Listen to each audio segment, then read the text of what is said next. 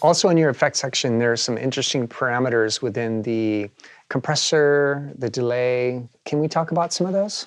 Sure, let's go over those. The compressor module has two main modes of operation, and they're actually drastically different. There's the multiband switch, which determines whether or not we're in the multiband mode. So by default, it's off, and we're acting like a standard compressor, kind of like any compressor that comes with your host. So let's go over the standard mode first, really briefly. It's the knobs that anyone that knows about compressors should be familiar with, so I won't go too in-depth on them. Yeah. The threshold of where it's going to start kicking in. And you can notice that the value goes down here as I raise the knob, right? So we're going more and more. The compressor is going to be noticeable as we increase this knob, right? So it might be counterintuitive, but I thought that was the way that made more sense. In other words, all the way down means no compressing. And as you raise this up means that you're going to probably hear the compressor more. Ratio, same idea. The higher you raise it, the higher the ratio. In other words, the more you're going to hear the compressor. Unique thing here is once we go all the way up to the maximum, it switches to, say, limit. Because as you know, 32 to 1 is already pretty extreme, right? But it's not actually a limiter. So when we switch into limit, it's actually going into a different circuit. And it's actually using a true limiter. So there is tucked away in here an actual limiter. Even though it doesn't say limiter, now you know that it's there. It's a compressor limiter technically, right? So full ratio switches the actual algorithm into a limiter. The attack and release knobs are next. You can see the times on them. The times aren't necessarily something to believe in verbatim, because the way that compressors work is it sort of skews and curves based on the ratio and how much we have to kind of go. So you end up with something that may or not be perceived as the same time. You have to use your ear really on that. You have to use your ear, because similar to this portamento with extreme curve, you might not notice half of it because we're 99% of the way there already. So it's better to use your ear than anything on these, but they are a pretty rule of thumb.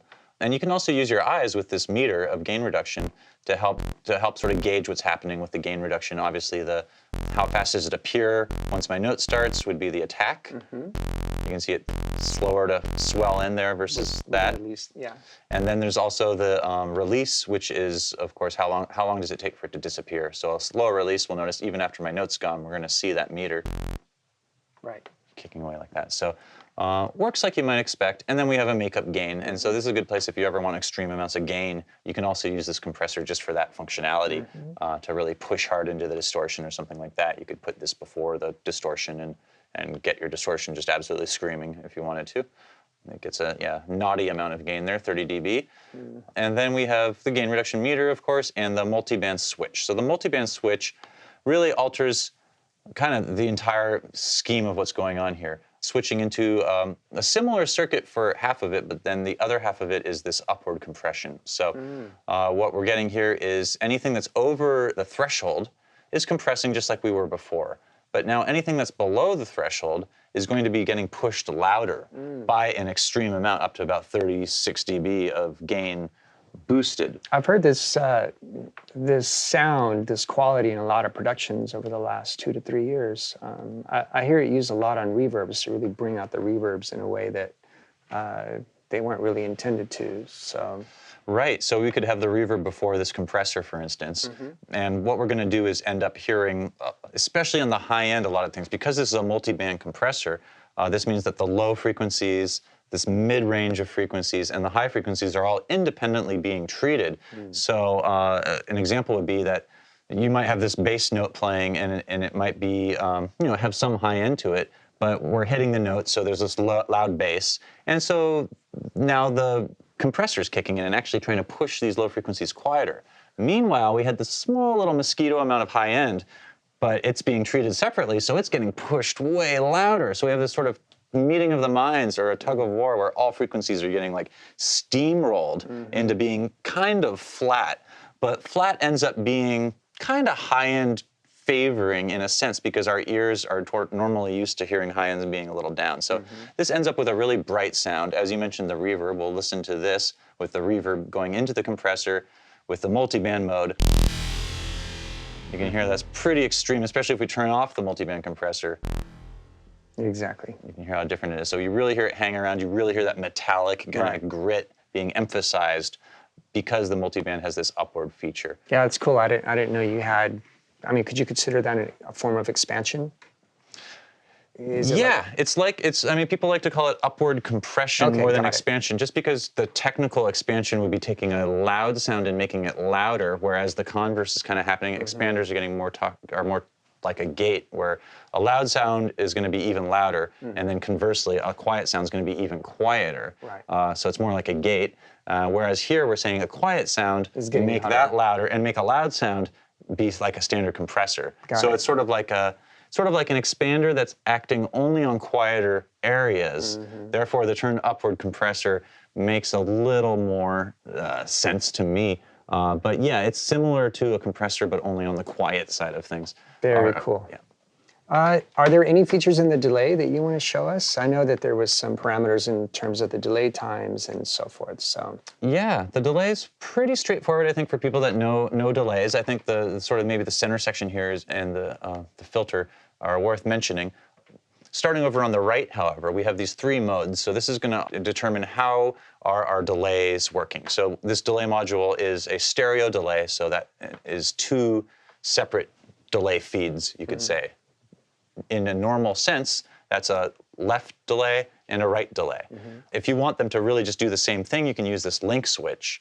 That way, any adjustment to the delay time you can see is happening to both the left and right sides simultaneously. So that's essentially like a mono delay, you could say, or it's happening for both sides equally. And then, so with link off, we could have a separate time on each. So we could have a quarter note on the left and an eighth note on the right. And you can hear that, right? So that's that. The ping pong delay is similar to the normal mode, but instead of just having these both be independently doing their own thing on the left and right respectively, they feed back into each other. So you could think of whatever delay happened on the left side, the output of that is getting fed into the input of the right side, and vice versa. The output of the right side gets fed into the input of the left side. So we end up with this ping pong effect as the sound bounces from one side to the other. And so one thing that's sort of unique here is that we can have separate delay times for the left and the right still.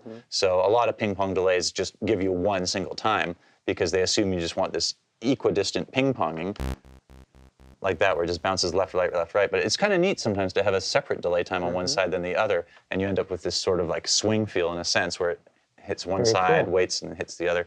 So the third delay mode here is called tap delay, and what it does is it allows these 2 delays to operate in a mono capacity. In other words, they're both center, and what we get is the left side is our tap, and the right side is our repeating delay. So said another way, the right side is our normal delay as we would expect with feedback, and the left side only happens once.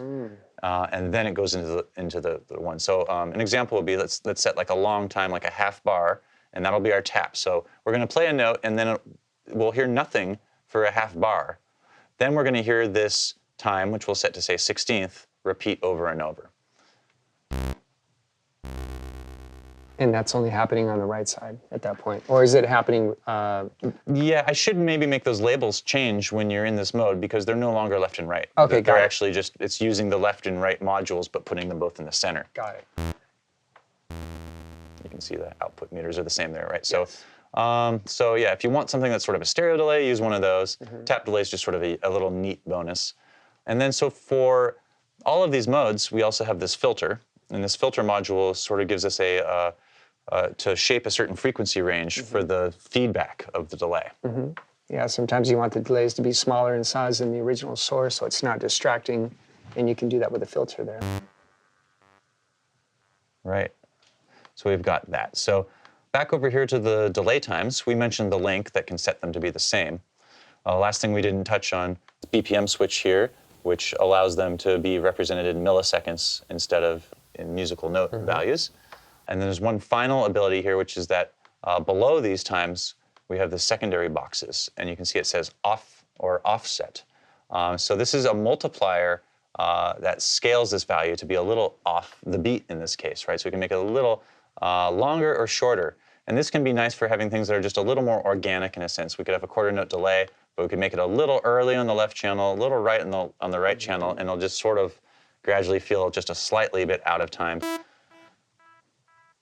You can feel it more and more, kind of gets more and more out of time as it goes. Could you use those values to get a shuffle feel out of the delays? Yes, absolutely. So what you can do here is if you keep dragging this value up, you can see when I get to what would be 133 1.33 value, you can see it says trip instead for triplet. There it is. And so now we're going to get a triplet time. This is how I'd get a quarter note triplet. Or if I keep dragging this up more to what would be 1.5, I'll see dot or dotted. And so that would be our dotted value. So that's how you get those times out. Some people have asked, how do I get a 3/16 out? And I say, well, you have to go to 8th note dot. So requires a little music theory knowledge, I guess, to know. And a touch of math. Touch of math, I get. Yeah, touch of math as well. So dotted 8th is 3/16, and that's how you would get that out.